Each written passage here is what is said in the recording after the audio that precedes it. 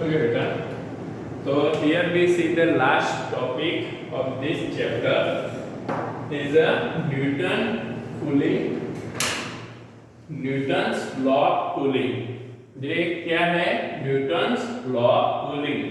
मतलब हमको एक चीज पता है बेटा कि जब भी हम कोई हॉट बॉडी है, हॉट बॉडी को कोल्ड टेम्परेचर या कोल्ड बॉडी के कांटेक्ट में लाते हैं तो hot body release the heat energy into cold body. Hot body है वो अपनी एनर्जी कोल्ड बॉडी में रिलीज करता है। ये चीज हमको पता है, ऑलरेडी हम ये चीज समझ चुके हैं। अब यहाँ पे हम इसी पे से समझते हैं कि भाई न्यूटन्स लॉ ऑफ कूलिंग हमको क्या कहता है। न्यूटन्स ने सबसे पहले ये कूलिंग लॉ दिया था जिसमें हमको बोला है कि the rate of loss of heat by a body क्या है? The rate of loss of heat by a body and hence the rate of decrease of its temperature is directly proportional to the difference of temperature of the body and its surrounding। कि भाई यहाँ पे जो heat loss का rate है वो किसके proportional में है? तो it is proportional to the temperature, rate of decrease of temperature. क्योंकि हॉट बॉडी जब भी कोल्ड बॉडी के कांटेक्ट में आती है तो वो क्या करती है? अपना टेम्परेचर डिक्रीज करती है, इसलिए हम बोलते हैं decrease of its temperature is directly proportional to the difference of temperature of the body and its surrounding. तो इसी चीज को हम थोड़ा यहाँ पे समझते हैं। तो हियर वी कंसीडर दैट आप इक्वेशन देखोगे तो आपको लॉ थोड़ा समझ में आ जाएगा। तो here we consider a body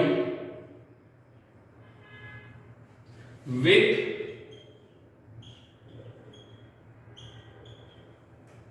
temperature T and surrounding temperature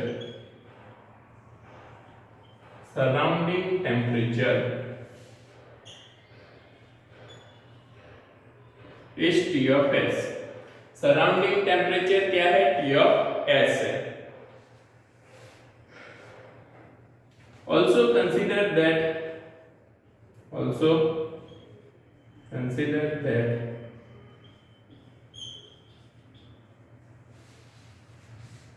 consider that the heat required mass of body, consider that mass of body is m and specific heat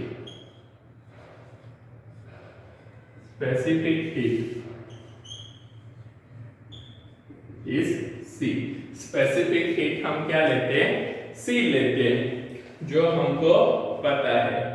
अब यहाँ पे अब इस पे से the amount of heat required कि भाई हमने आगे देखा था कि डेल्टा टी टेम्परेचर चेंज करना है। To change the temperature of this body the amount of heat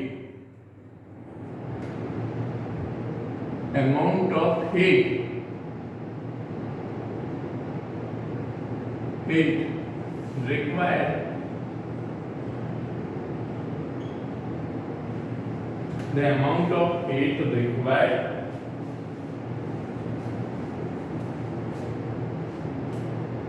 the amount of heat required to change the temperature delta T temperature change करने के लिए कितनी अमाउंट ऑफ हीट रिक्वायर्ड है? तो delta Q equals to mass कितना है? m है। Specific heat कितनी है? c है। और टेम्परेचर क्या है? Delta T. Delta Q equals to m into c into delta T. ये हमको पता है।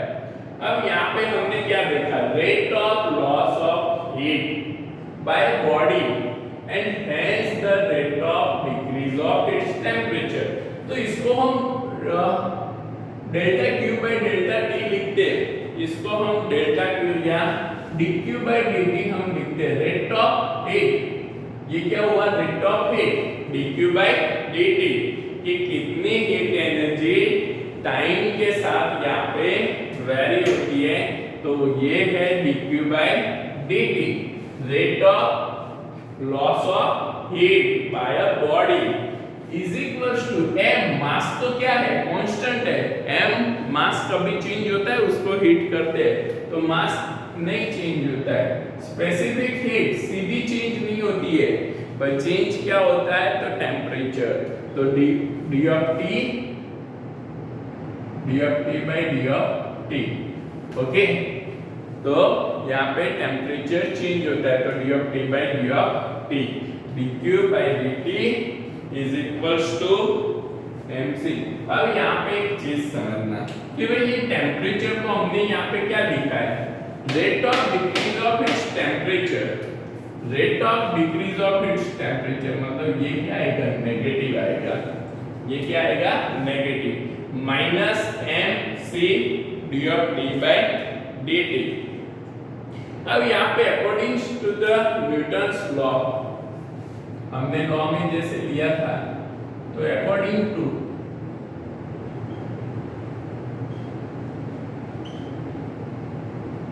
न्यूटन्स लॉ टेम्परेचर चेंज क्या होगा, T minus T of S. Condition ये है कि भाई बॉडी का टेम्परेचर सराउंडिंग टेम्परेचर से क्या होगा, ज्यादा होगा, इसलिए T minus T of S हम लिख सकते हैं। इसलिए इस फॉर्मूला को अगर हम लिखे dq by dt equals to minus m into c is equals to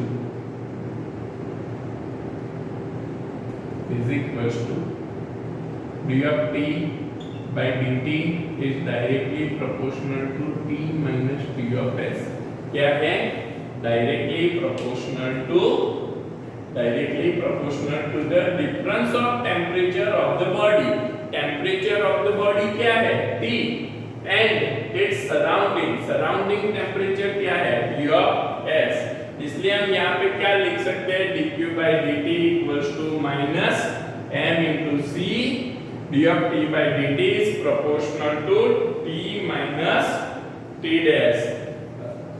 यहाँ पे इसको कांस्टेंट हम कंसीडर करें, तो d of t by dt equals to ये जो टर्म्स है इसको हम क्या करते हैं, पूरी टर्म्स को इस साइड ले लेते हैं, तो k minus m into C into T minus T of S, और इसको हम लिख सकते हैं minus k dash t minus T of S. k dash is a constant, ये क्या है, कांस्टेंट है। Mass constant, specific heat constant, के क्या है, प्रोपोर्शनलिटी कांस्टेंट। तो ये पूरी टर्म को हमने के डैश कंसीडर कर लिया, और ये तो क्या है, कांस्टेंट है, तो के डैश इज अ कांस्टेंट। तो हम यहाँ पे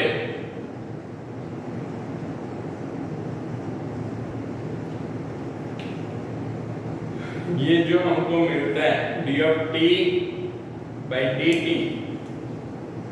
d of t by dt equals to minus k dash t minus t of s।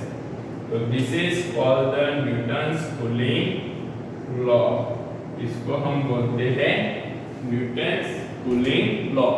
ये जो लॉ है ना बेटा, मैंने टेक्स्ट बुक से थोड़ा डिफरेंट करके लिखा है, अपने हिसाब से मैंने ये बनाया जिससे क्या इजीली अंडरस्टैंडिंग हो जाए। बुक्स में थोड़ा हमको कॉम्प्लिकेटेड करके दिया है, तो ये थोड़ा मैंने अपने हिसाब से इजी वे में आपको बताया है।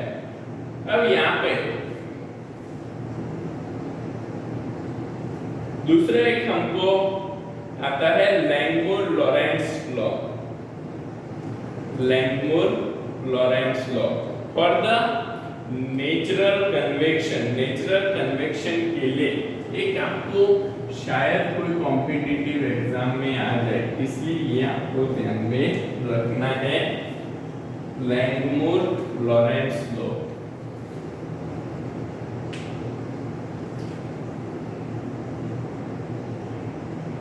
Langmuir लॉरेंट्ज cooling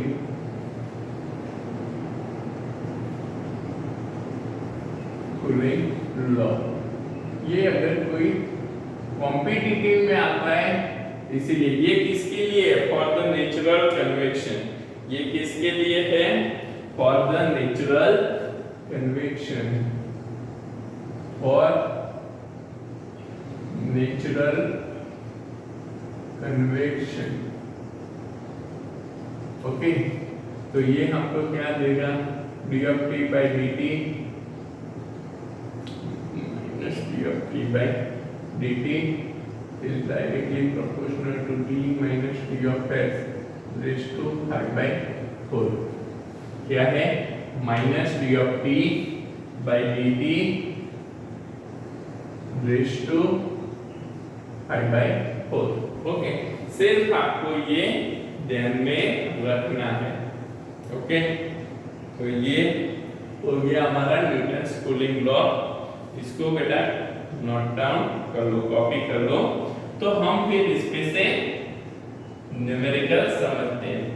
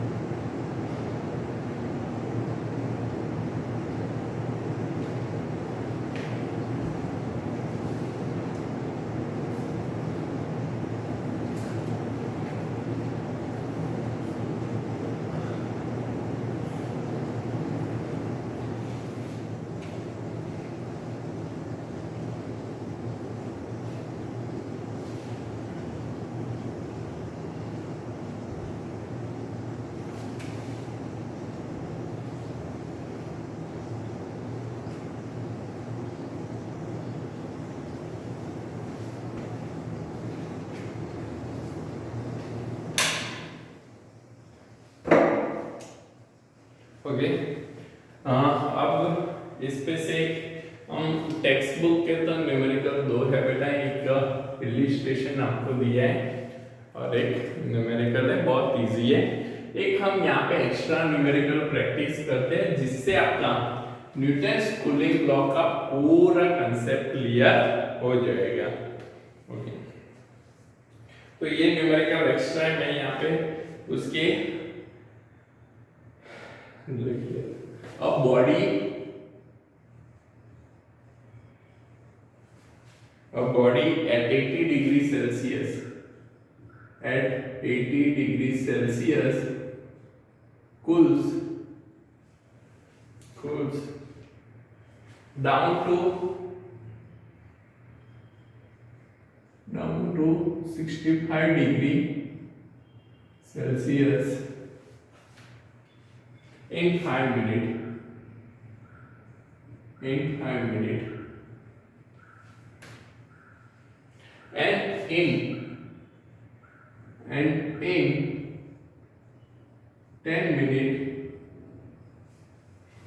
and in 10 minutes it cools down to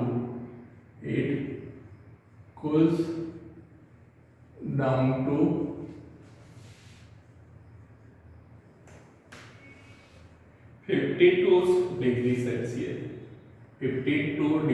Celsius.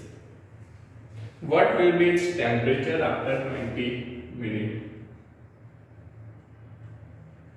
What will be its temperature? After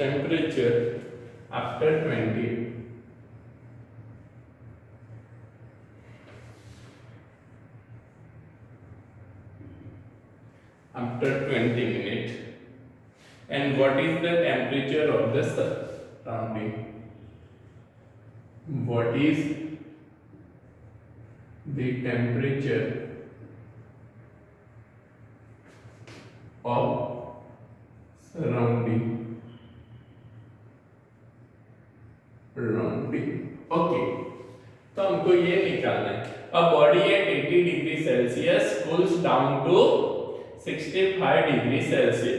suppose आप कंसीडर करो कि कोई हॉट टी है, 80 डिग्री सेल्सियस टेम्परेचर है और वो 5 मिनट में उसका टेम्परेचर कितना होता है 65 degree Celsius. And in 10 minutes मतलब स्टार्टिंग से लेके 10 मिनट में ये कहां पे पहुंचता है 52 डिग्री सेल्सियस. यहां पे समझना पहली 5 मिनट में कितना पहुंचता है 65, फिर 10 मिनट मतलब क्या रिमेनिंग 5 मिनट में ये 5 मिनट तो ये हो गए, फिर बचे कितने 5 मिनट, तो रिमेनिंग 5 मिनट में ये कितना पहुंचता है 52 डिग्री सेल्सियस पहुंचता है. तो हमको पूछा है कि 20 मिनट के बाद इसका टेम्परेचर कितना होगा. तो यहाँ पे बेटा फॉर्मूला तो हमको पता ही है कि d of t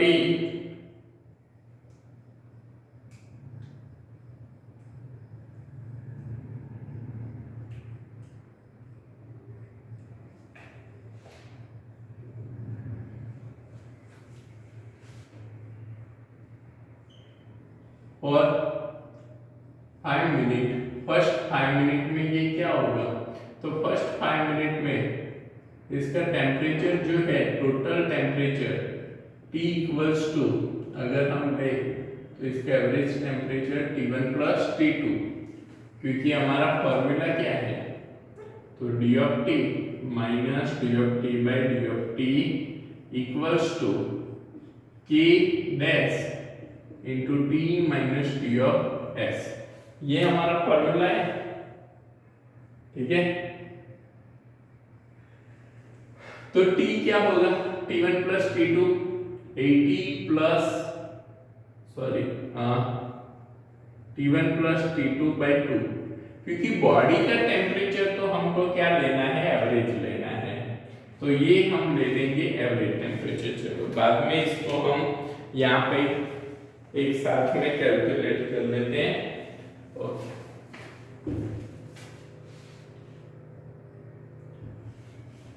for first 5 minute हमारा फॉर्मूला है minus d of t by d t equals to k dash into T minus T of S.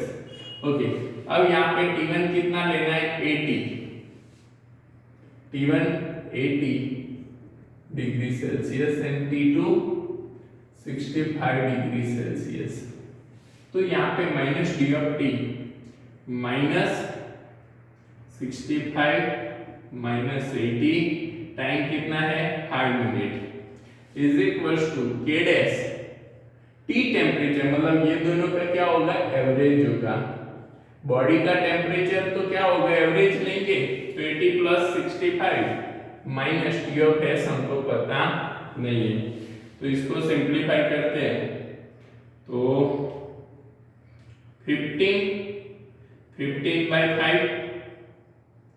15 by 5 होगा ये 15 by 5 equals to k dash into 80 plus 65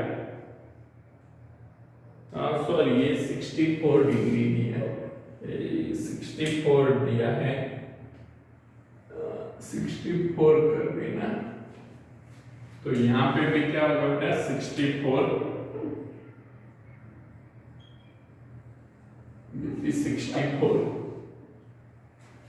तो यहाँ पे हो जाएगा 64 मतलब 60 k डैश 64 तो 144 divide by 2 72 minus T of S इसको फॉर्मूला 1 दे दो नेक्स्ट 5 मिनट में क्या हो रहा है तो भाई 64 से लेके कहां तक जा रहा है तो फॉर नेक्स्ट 5 मिनट t1 हम क्या ले लेंगे 64 डिग्री और t2 क्या ले लेंगे 52 डिग्री सेल्सियस क्या ले लेंगे 52 डिग्री सेल्सियस तो 64 degree Celsius t2 52 degree Celsius तो यहाँ पे again same formula minus t by dt equals to k dash t minus t of s तो माइनस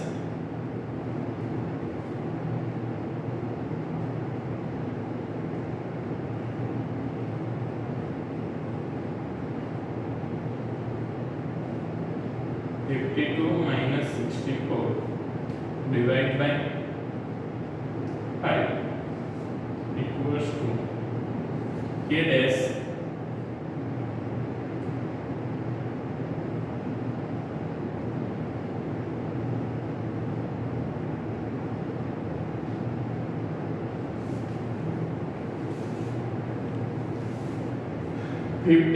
माइनस 64 मतलब क्या होगा 12 माइनस 12 और बार माइनस है तो minus minus plus equals to k dash into 72 minus ts sorry 52 plus 64 तो कितना होगा 116 डिवाइड बाय 2 तो 58 minus T of S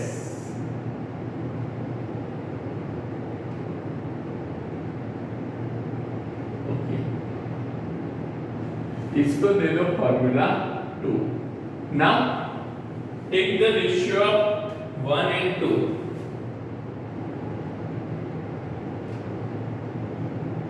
take the ratio of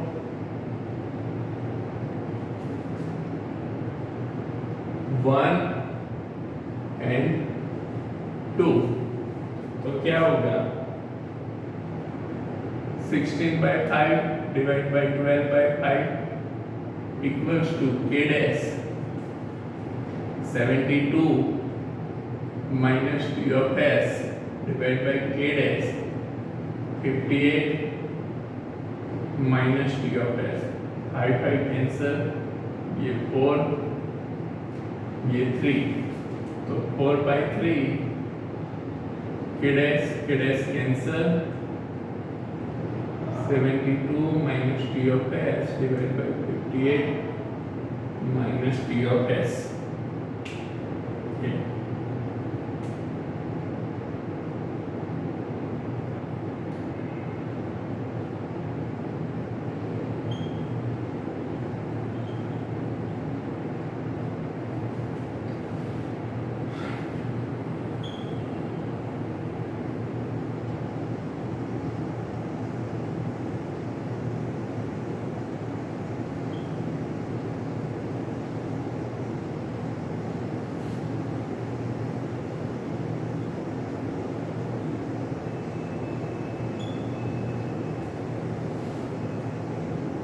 232 232 minus 216 equals to 4ts minus 3ts. तो 4ts minus 3ts T of S equals to 60 degree Celsius. Surrounding temperature हमको कितना मिलेगा? 16 degree Celsius temperature हमारा surrounding होगा। तो surrounding temperature होगा हमारा 16 degree. अब ये 16 डिग्री की वैल्यू हम किसी एक इक्वेशन में पुट कर दे तो K's की वैल्यू हमको मिल जाएगी। इसको दे दो 3,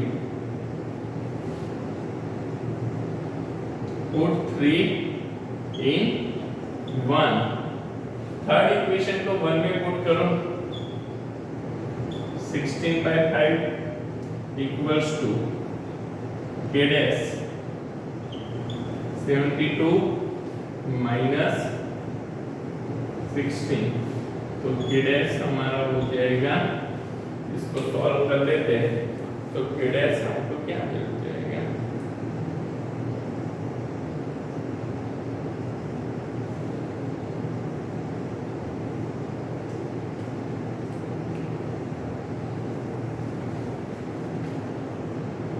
K's हमारा मिलता है 2/35। इसको सॉल्व कर लेना तो K's आपको मिल जाएगा 2/35। ओके, तो ये हो गया इक्वेशन 4। अब समझो हमको क्या पूछा है कि भाई after 20 minute what will be its temperature after 20 minute. 20 minute के बाद इसका टेम्परेचर क्या होगा वो हमको निकालना है। 20 मिनट के बाद का टेम्परेचर, तो 20 मिनट के बाद तो यहाँ पे टाइम कितना हुआ? और 10 मिनट हुआ, क्योंकि पहले 10 मिनट तो यहाँ पे हो गई, 5 मिनट प्लस 5 मिनट 10, फिर बची कितनी? तो फॉर 10 मिनट इसका टेम्परेचर हमको निकालना है। तो 10 मिनट में यहाँ पे कितना पहुंचा था? तो T1 हम ले लेते हैं 52 डिग्री सेल्सियस और T2 हम यहाँ पे T2 हमको T ले लेते हैं, ओके, या T' ले लेते हैं। T2 equals to T' ले लेते हैं। तो यहाँ पे again same formula, minus d of t by dt equals to K' into t minus t of s। Okay, तो ये क्या हो जाएगा? तो minus t minus 52 divide by 10 minute. K' कितना है? 2/35 into t plus 52 divide by 2 minus surrounding temperature कितना मिला? 16 डिग्री सेल्सियस। ओके, सेम ये जो फॉर्मूला है, फॉर्मूला में सारी वैल्यू पुट की। अब सारी वैल्यू पुट किए हमने, इसको सॉल्व करते हैं हम। तो यहाँ पे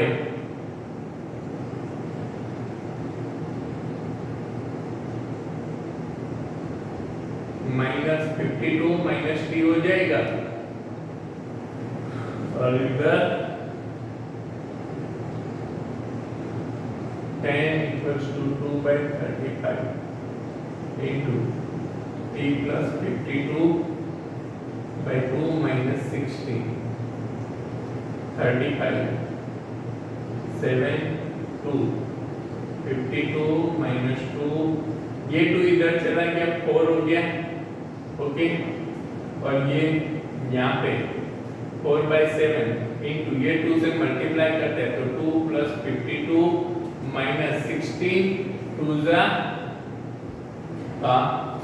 16 2 जा 32 डिवाइड बाय 2, ये 2 cancel, 52 minus t equals to 2/7, यहाँ पे t 20 52 minus 32, ये 7 यहाँ पे मल्टीप्लाई होगा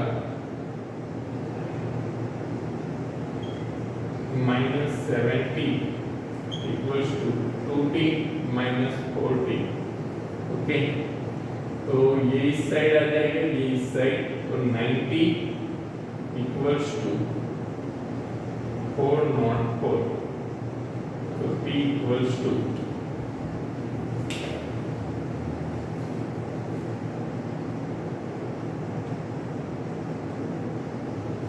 ओके ओके, ये प्लस होगा, ये प्लस होगा, 52 minus 32, तो 20 बचेगा, प्लस तो इधर क्या हो जाएगा 324, तो 324 by 9, तो t हमारा, इसको सॉल्व करते हैं हम, तो यहाँ पे हमको मिल जाएगा 36 डिग्री सेल्सियस।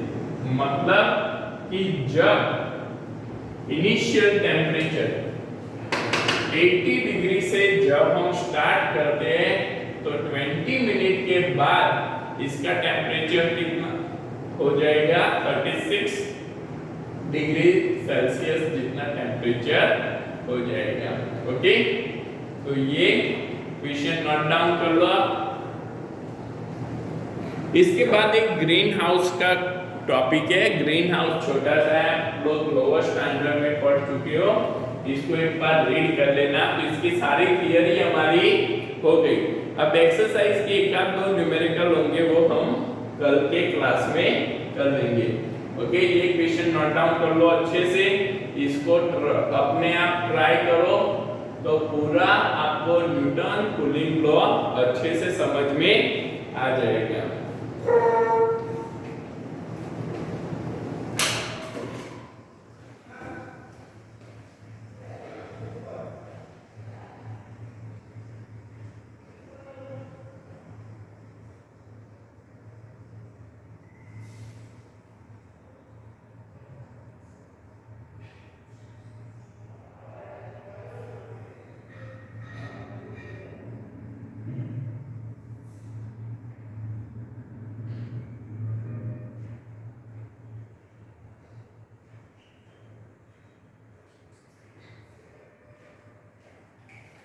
ओके, आज के लिए हम इतना रखते हैं, बाकी कल रखेंगे।